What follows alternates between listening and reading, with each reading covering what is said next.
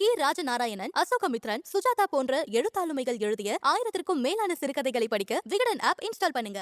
காலையில் எழுந்திரிச்ச உடனே நிறைய பேர் சாப்பிடக்கூடிய ஒரு பானம் அப்படின்னாச்சுன்னா காஃபி அல்லது டீயாக இருக்குது. சிலருக்கு காஃபி இல்லைன்னா அந்த நாள் விடிஞ்ச மாதிரி இருக்காது. அந்த அளவிற்கு அது இருக்குது. இப்போ மறந்து விட்ட ஒரு விஷயத்தை நம்ம நினைவூட்டுறோம் இந்த நிகழ்ச்சி மூலமாக.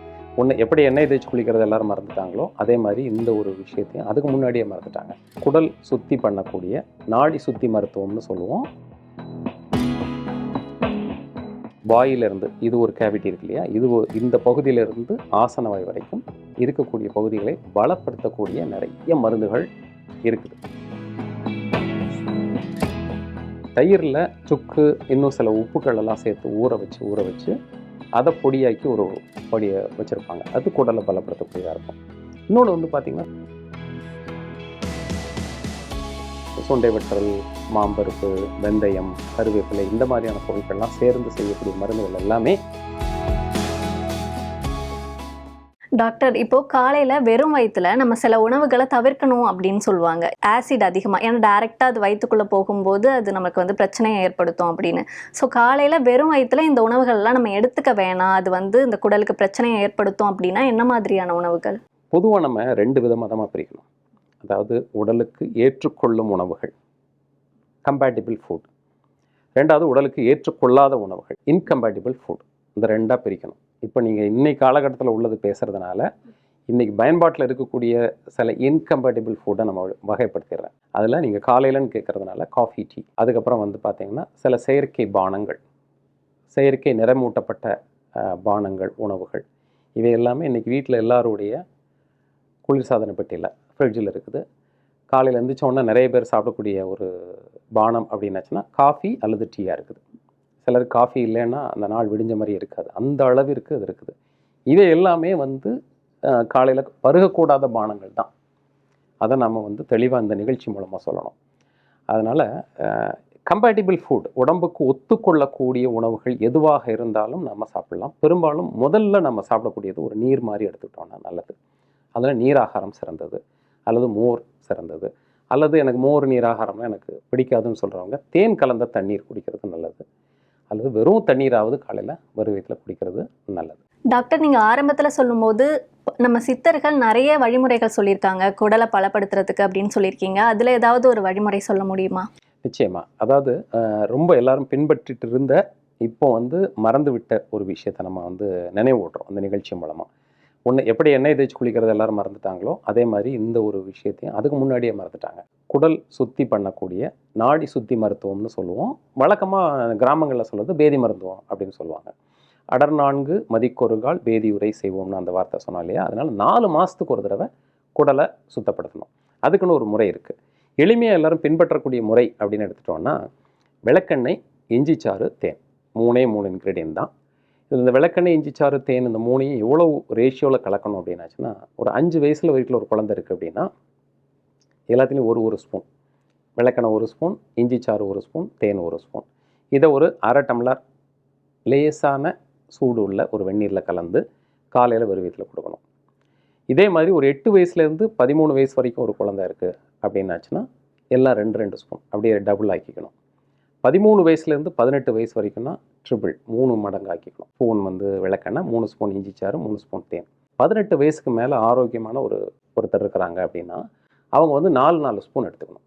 இப்போ 4 ஸ்பூன் எடுத்துக்கும்போது 4 ஸ்பூன் விளக்கெண்ணெய், 4 ஸ்பூன் இஞ்சி சாறு, 4 ஸ்பூன் தேன், அரை டம்ளர் ஆறின வெந்நீரில் கலந்து காலையில் பருகக்கூடிய நேரம் 4:30 மணிலேருந்து 6:30 மணிக்குள்ளே வெறும் வயிற்றில் இதை குடிச்சிடணும்.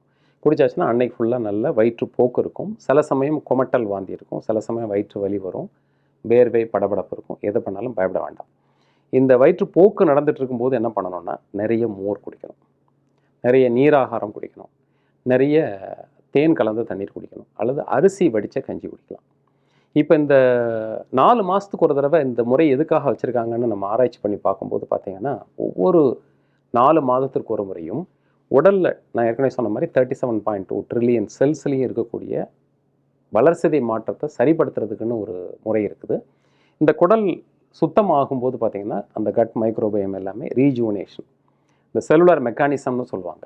இதெல்லாம் திரும்பவும் கட்டமைக்கிறதுக்கு இந்த 4 மாதத்துக்கு ஒரு தடவை உதவியாக இருக்குது. அன்னைக்கு சாப்பிடக்கூடிய மோரும் அன்னைக்கு சாப்பிடக்கூடிய நீராகாரமும் இதை மறுபடியும் புது செல்களை, அதாவது ஒரு வயலில் வந்து விளைச்சல் முடிஞ்ச பிறகு அறுவடை முடிஞ்ச பிறகு புது நெல் போடுற மாதிரி இந்த குடலை வந்து புதுப்பிக்கிறதுக்கு 4 மாதத்துக்கு ஒரு தடவை நம்ம இந்த செய்யக்கூடிய முறை. அன்னைக்கு வந்து எந்த இயல்பான வேலைகளும் நம்ம வச்சுக்க முடியாது.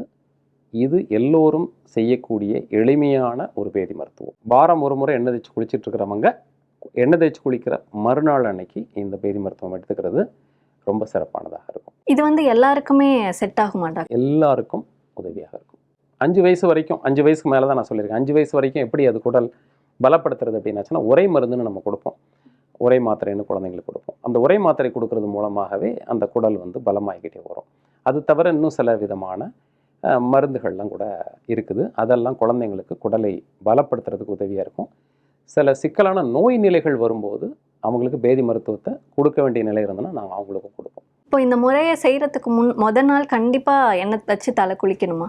குளிச்சுட்டு இருந்தால் எளிமையாக இருக்கும். இந்த எண்ணெய் குளியல் அப்படிங்கிறதுக்கு மறுநாள் இந்த பேதி மருத்துவம் நடக்கிறது அப்படிங்கிறது வந்து முழுமையாக அந்த கழிவு நீக்கம் நடக்கிறதுக்கு அந்த எண்ணெய் குளியல் உதவியாக இருக்கும். டாக்டர், நம்மளோட குடலை பலப்படுத்துறதுக்கு எந்த மாதிரியான சித்த மருந்துகள் உதவும்? ஏதாவது அப்படி இருக்கா? அந்த மாதிரி நேம் நிறைய மருந்துகள் இருக்குது. இப்போ வந்து இந்த குடல் அப்படிங்கிறது மாதிரி அவங்க பார்க்காம வாயிலிருந்து, இது ஒரு கேவிட்டி இருக்கு இல்லையா, இது இந்த பகுதியிலிருந்து ஆசனவாய் வரைக்கும் இருக்கக்கூடிய பகுதிகளை பலப்படுத்தக்கூடிய நிறைய மருந்துகள் இருக்குது. இதில் வந்து பாதுகாப்பானது மாத்திரம் 1-2 நான் இப்போ சொல்கிறேன். ஒன்று வந்து பாவன கடுக்காய். கடுக்காய் கேள்விப்பட்டிருக்கீங்க இல்லையா? அந்த கடுக்காய்க்கு வந்து உள்ளே இருக்கக்கூடிய விதை வந்து நஞ்சு. அதை நீக்கிட்டு மோரில், அப்புறம் அரிசி கழுவுன நீரில் அல்லது நீராகாரத்தில் இதை வந்து பாவனம் பண்ணுறது. பாவனம் பண்ணுறதுன்னா ஊற வைக்கிறது. ஊற வச்சு வெயிலில் வச்சு காய வச்சு செய்யக்கூடிய ஒரு மாத்திரை வந்து பாவன கடுக்காயின்னு இருக்குது. இது சுவைச்சு சாப்பிடணும். வாயில் சுவைச்சு சாப்பிடும்போது குடல் பலமாகும். வயிற்றில் எரிச்சல், நீங்கள் சொல்கிற மாதிரி காலை சாப்பாடை ஸ்கிப் பண்ணுறதுனால வரக்கூடிய வயிறு எரிச்சல், வயிறு உப்புசம், இந்த மாதிரியான நிலைகள் எல்லாம் இந்த பாவன கடுக்காய் ரொம்ப உதவியாக இருக்கும். அடுத்தது பார்த்திங்கன்னா இதே மாதிரி ஊற வச்சு செய்யக்கூடிய இன்னொரு மருந்து வந்து தயிர் சுண்டி சூரணம்னு பேர். தயிரில் சுக்கு இன்னும் சில உப்புக்கள் எல்லாம் சேர்த்து ஊற வச்சு அதை பொடியாக்கி ஒரு பொடியை வச்சுருப்பாங்க. அது குடலை பலப்படுத்தக்கூடியதாக இருக்கும். இன்னொன்று வந்து பார்த்திங்கன்னா சுண்டை வற்றல் சூரணம்னு சொல்லுவாங்க. சுண்டை வற்றல் உங்களுக்கு தெரியும் எப்படி தெரியுதுன்னு. அதை சுண்டை காயை உடைச்சி மோரில் ஊற வச்சு எடுக்கிறது தான். அதுலேயும் பார்த்திங்கன்னா இதே கான்செப்ட் தான். சுண்டை வற்றல், மாம்பருப்பு, வெந்தயம், கருவேப்பிலை, இந்த மாதிரியான பொருட்கள்லாம் சேர்ந்து செய்யக்கூடிய மருந்துகள் எல்லாமே குடலை பலப்படுத்தக்கூடியதாக இருக்குது. அப்புறம் மாதுளை மணப்பாகு, மாதுளம்பழம், பன்னீர், கல்கண்டு, தேன்லாம் சேர்ந்து செய்யக்கூடிய ஒரு இதுவும் குடலை பலப்படுத்தக்கூடியதாக அமைது. இதெல்லாம் இதே மாதிரி ஏராளமான மருந்துகள் சித்த மருத்துவத்தில் சொல்லப்பட்டிருக்கு. இது ஒவ்வொன்றும் ஒவ்வொரு நோய் நிலைகளில் பயன்படுத்தக்கூடியதாக இருக்குது.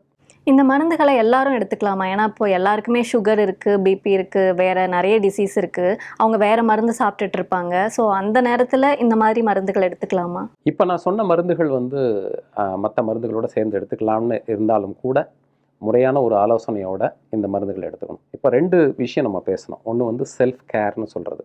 இப்போ செல்ஃப் கேருங்கிறது வந்து WHO அங்கீகாரம் பண்ணக்கூடிய ஒரு விஷயம். அதில் வந்து ஒன்று வந்து உணவு, 2வது லைஃப் ஸ்டைல், 3வது வந்து பார்த்திங்கன்னா யோகா, அந்த மாதிரியான விஷயங்கள். இதை வந்து அங்கீகரிக்குது. இதுக்கு டாக்டரோட ப்ரிஸ்கிரிப்ஷன் தேவையில்லை. இதுக்கு முன்னாடி பேசின விஷயங்கள் எல்லாமே எல்லாரும் பின்பற்றலாம். ஆனால் இந்த மருந்துகள் அப்படின்னு வரும்போது, மெடிக்கல் ப்ரிஸ்கிரிப்ஷன் வரும்போது ஒரு மெடிக்கல் ப்ராக்டிஷனருடைய ப்ரிஸ்கிரிப்ஷன் வேணும். அது இருந்து பயன்படுத்தினா நல்லது. ஆனால் பெரும்பாலும் இந்த பாவன கடுக்காயோ, மாதுளை மணப்பாகோ அல்லது சுண்டை வற்றல் சூரணமோ பெரிய கேடுகள் ஏற்படுத்துறதில்லை. மற்ற மருந்துகளோட சேர்ந்தும் இதை பயன்படுத்தலாம். தாராளமாக பயன்படுத்தக்கூடியது தான். ஓகே டாக்டர், குடலை பற்றி தெரியாத நிறைய விஷயங்களை ஷேர் பண்ணிக்கிட்டீங்க. அதே மாதிரி நிறைய பயனுள்ள தகவல்களை சொன்னீங்க. Thank you doctor. நன்றிங்கம்மா, வணக்கம்.